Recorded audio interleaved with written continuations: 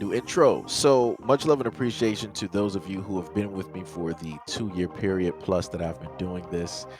Thank you for showing your love and support to the channel. And to anybody else who is brand new to the platform and you would like to support the channel, also you can do it by way of Patreon, Anchor, the clothing store, and also the shoe shop that is listed in the comment description below.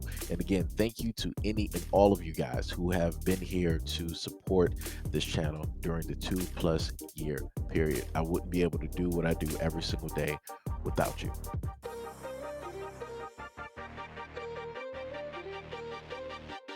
All right, so here we got the story with 5 men charged in a crime spree. 5 men arrested in connection with a deadly crime spree in Denver, Aurora, and Lakewood face multiple felony charges. Denver District Attorney Beth McCann announced that prosecutors in her office have charged the 5 men with the loss of life of 1 man in addition to other violent crimes. Isaiah Freeman, age 18, has been charged with 21 felony counts: murder in the first degree kidnapping, criminal attempt to commit murder in the first degree, violating Colorado's Organized Crime Control Act, 3 counts of aggravated robbery, 2 counts of first degree assault, first degree burglary, 4 counts of second degree burglary, 2 counts of aggravated motor vehicle theft, 2 counts of criminal attempt to commit aggravated robbery, and 3 counts of menacing. Samuel Fussell, age 18, has been charged with 22 felony counts: murder in the first degree kidnapping, criminal attempt to commit murder in the first degree, violating Colorado's Organized Crime Control Act, 3 counts of aggravated robbery, 2 counts of first degree assault, first degree burglary, 4 counts of second degree burglary, 3 counts of aggravated motor vehicle theft, 2 counts of criminal attempt to commit aggravated robbery, and 3 counts of menacing. Seth Larhold, age 21, has been charged with 15 felony counts: murder in the first degree, violating Colorado's Organized Crime Control Act, aggravated robbery, assault in the first degree, 4 counts of second degree burglary, aggravated motor vehicle theft, 2 counts of criminal attempt to commit aggravated robbery, 3 counts of menacing and aggravated motor vehicle theft. Noah Lope Hall, age 19, has been charged with 25 felony counts: 2 counts of murder in the first degree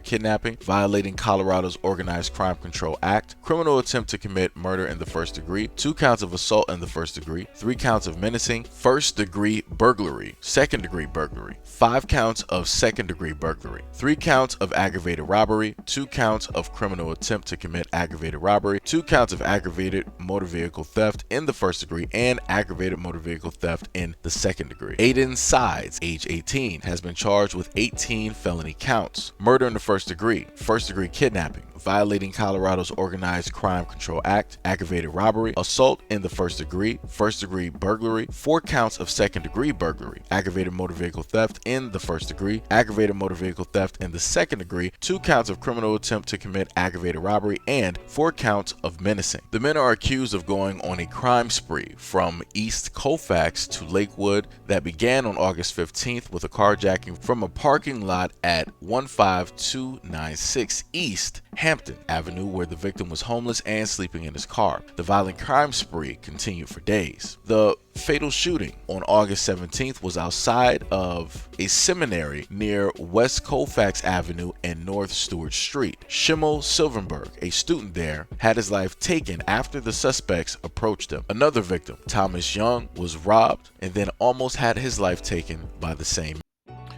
All right, so we have here the population of Denver, Colorado, because I noticed that when I looked up the story that the first person that they had up there that had maybe just a lick of melanin, they put directly up there. So this is obviously the population, which is 64% white, 6% black, 4% Asian, 3% other, and 23% Hispanic. So for all intents and purposes, I'm just going to consider him a true American because I'm looking at the demographics and I'm also looking at the group that he was with. Obviously, whoever this individual is, he believes that he is the same as his other 4 counterparts. So for all intents and purposes, he's going to be listed with his other 4 counterparts up until listed as other. So yet again, this is some of the same stuff that I talk about every so often when it comes to true American communities and their beliefs, everything that they like to say. It seems that they always want to forget that within their own communities, they have such crimes. Remember, this crime by these 5 men was going on for days before the police were able to stop it. In one instance, they ended up, taking somebody's life, right? And in another instance, they ended up robbing somebody and then leaving them where they were for whatever amount of time. But yet, you don't see all of this, polarized across America. Why? Because Colorado is 64% white. Now, if this was a black area, of course, if it was Detroit, if it was Chicago, if it was one of the boroughs in New York, if it was an area in Florida or down south somewhere or California, they would very much make sure to let America know how dangerous these black men are, what types of crimes these black men are really committing, how much harm these black men are really doing. See, people don't really get and understand psychology. People don't really get and understand advertisement. People really don't get and understand branding, right? Because you can't put a branding on this story, they had to list it as 5 men going through and committing a crime spree in Aurora, Colorado, right off of Lakewood or what have you. They couldn't put a branding on it, so they couldn't really sell it. They couldn't really advertise and make money, commercials and different things like that, right? But when it comes to black stories, when it comes to the black community, when it comes to things that's specifically happening to us, they can always sell it. They can always hype it up. They can always revitalize the story every 5 to 10 minutes and even on to the next day throughout the week. They can always add little tidbits of information, reverse copy some stuff, paste in, take some stuff out, make it shorter, make it longer.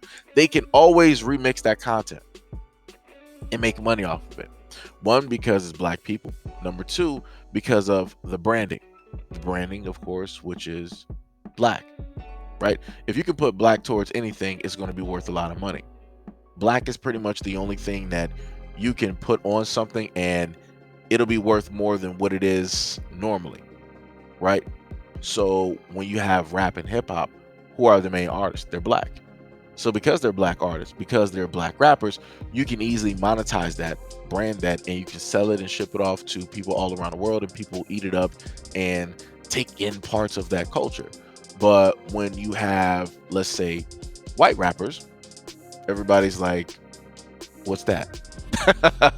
Everybody's like, okay. So like I said before, it's not realistically within the same type of space. And this also goes back to crimes. It's the exact same thing. You have these 5 men here. They can't really put a branding directly on it because of the spectrum that it's in. But if it was 5 black men, they could easily sit up there and put whatever narrative, whatever type of story, whatever type of branding, and they can sell it. So you'll start to see Verizon commercials, GE commercials, Sprint commercials, Metro PCS T-Mobile commercials. You'll see your local market or whoever. So like I said, people better pay attention and pay attention pretty quick to the type of psychology, the type of technology that they like to use whenever they want to sell and push out and talk about a lot of these stories. But anyways, that's enough of me babbling. Let me know what you guys think about the story and everything that I stated in the comment description below. And as always, peace, love, and stay tuned for the next video.